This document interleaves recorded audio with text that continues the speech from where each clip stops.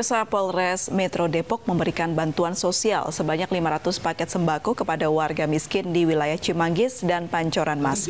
Bantuan diberikan di tengah naiknya harga sejumlah bahan pokok.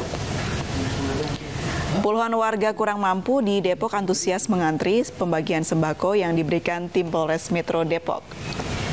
Salah satu warga mengaku sangat terbantu dengan bantuan sembako yang diberikan ini. Pasalnya sejak memasuki bulan Ramadan, berbagai harga kebutuhan pokok terus merangkak naik. Kapolres Metro Depok Kombes Ahmad Fuadi mengatakan bantuan ini diberikan kepada masyarakat terdampak atas harga kebutuhan pokok yang mengalami fluktuasi. Bantuan kemanusiaan bagi masyarakat ini merupakan program yang dicanangkan Presiden melalui Polri. Polres Metro Depok telah memberikan 200 paket sembako di wilayah Pancoran Mas dan 300 paket sembako di wilayah Cimanggis.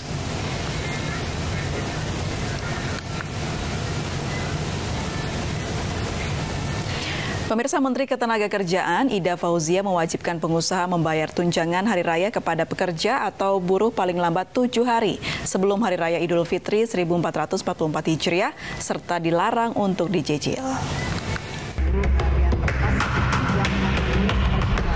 Menteri Ketenagakerjaan Ida Fauzia memastikan pembagian tunjangan hari raya THR Lebaran 2023 harus dilakukan pada H-7 Lebaran atau pada tanggal 15 April 2023. Pihak perusahaan diminta untuk memberikan hak pekerja atau buruh sesuai dengan aturan yang berlaku. Hal ini berdasarkan PP nomor 36 tahun 2021 tentang pengupahan dan Permenaker nomor 6 tahun 2016 tentang THR keagamaan bagi pekerja atau buruh di perusahaan. THR keagamaan wajib dibayarkan paling lambat 7 hari sebelum Hari Raya Keagamaan. THR keagamaan ini harus dibayar penuh, tidak boleh dicicil. Saya ulang ya, ada banyak yang saya ulang nih. THR keagamaan ini harus dibayar penuh, tidak boleh dicicil. Saya minta perusahaan agar taat terhadap ketentuan ini. Berikut aturan pembayaran tunjangan Hari Raya Lebaran 2023.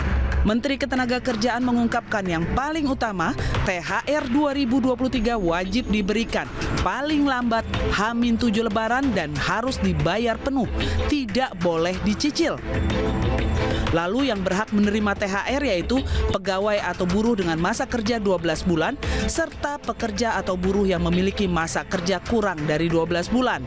Hitungannya tentu saja harus proporsional, masa kerja dikali 1 bulan, upah dibagi 12. Yang berhak mendapatkan THR yaitu pegawai atau buruh status tetap dan kontrak seperti PKWTT dan PKWT, pekerja atau buruh harian lepas. Perusahaan diizinkan memberikan tunjangan hari raya lebih besar dari ketentuan pemerintah. Pemerintah memberikan sanksi tegas bagi perusahaan yang tidak memberikan THR sesuai dengan ketentuan seperti pembekuan kegiatan usaha. Pemerintah meyakini pemilik usaha untuk bisa memberikan tunjangan hari raya sesuai dengan ketentuan karena kondisi ekonomi Indonesia sudah membaik pasca pandemi COVID-19. Diharapkan pemimpin daerah seluruh Indonesia mengupayakan perusahaan di wilayah provinsi dan kabupaten mengawasi perusahaan yang memberikan THR ke pegawai atau buruh.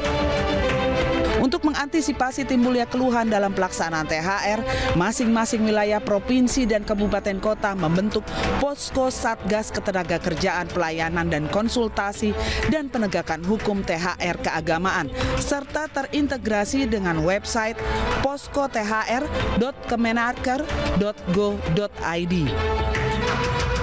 Tim Liputan iNews melaporkan.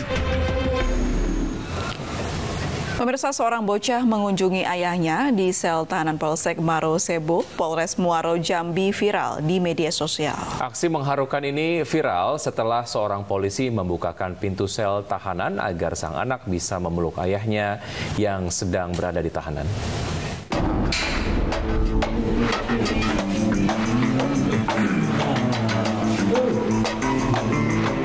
Dalam video, seorang tahanan di kantor polisi yang diketahui bernama Aceng tengah bercanda dengan putrinya. Sang ayah mencoba memeluk putrinya, namun terhalang jeruji besi. Seorang petugas kemudian membukakan pintu sel tahanan tersebut. Tak lama, Aceng segera memeluk dan menggendong putrinya. Video ini pun menyita perhatian publik. Banyak dari mereka terharu dengan tindakan petugas tersebut. Senangnya bukan main, Pak. Ada rasa penyesalan nggak dengan kejadian ini, Bang? Dibilang ada penyesalan tuh pasti penyesalan ada. Cuman ya apa boleh buat lah. Udah berapa lama nggak ketemu anak abang, Bang? Sekitar hampir sebulan. Nggak ketemu? Iya. Jadi terobati sudah rindu abang dengan anak? Iya. Diketahui, petugas yang membukakan pintu sel adalah Bribka Handoko, anggota kepolisian yang bertugas di Polsek Marosebo, Jambi. Saya lihat di situ, saya nggak tega melihat anak itu berpelukan main-main sama orang tuanya itu terhalang jeruji besi. Kemudian secara spontanitas saya berpikir mengambil kunci sel. Yang saat itu saya izin, Pak, saya mau minjam kunci sel. Namun piket penjagaan saat itu tidak tahu mau meluk anaknya, Mas. Saya bilang gitu kan, kalau mau meluk anaknya saya kasih kesempatan, namun jangan lama-lama, Mas, karena tidak enak kan. Jadi makanya saya buka langsung kunci sel. Itulah langsung spontanitas. Handoko mengaku memberanikan diri membuka pintu sel tahanan karena pintu pengaman dalam keadaan terkunci. Secara kode etik, Bribka Handoko melakukan kesalahan karena membuka pintu sel dan siap menerima konsekuensi hukum. Meski menyalahi aturan, secara humanis, aksinya menuai pujian warganet. Dari Muaro Jambi, Adrianus Susandra, iNews melaporkan.